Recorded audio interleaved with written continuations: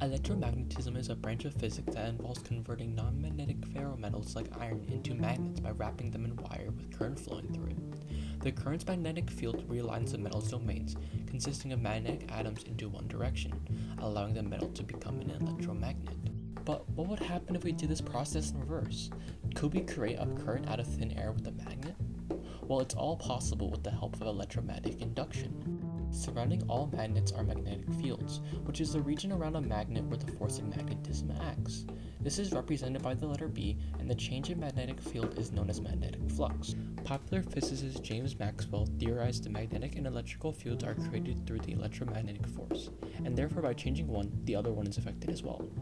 By changing the magnetic flux within a coil of wires through a moving magnet, the electrons within the wires are propelled by the electromagnetic force, or the Lorentz force. Thus, a current is created.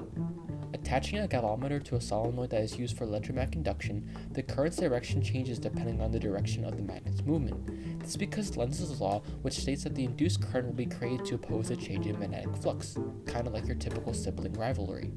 So what is electromagnetic induction used for? Well, there are numerous real-life applications. Transformers, for example, utilize induction to transfer energy from one circuit to another. Depending on the required voltage of the secondary circuit, the number of coils for each circuit are varied. You typically see them attached to utility poles to prevent loss of energy during transmission. Another common example is generators. Generators use mechanical energy to rotate a coil within a magnetic field, creating an induced current. The current is then used to power appliances during power outages or blackouts. So whenever you lose power or just want to show off a neat party trick, you can always depend on Michael Faraday and electromagnetic induction.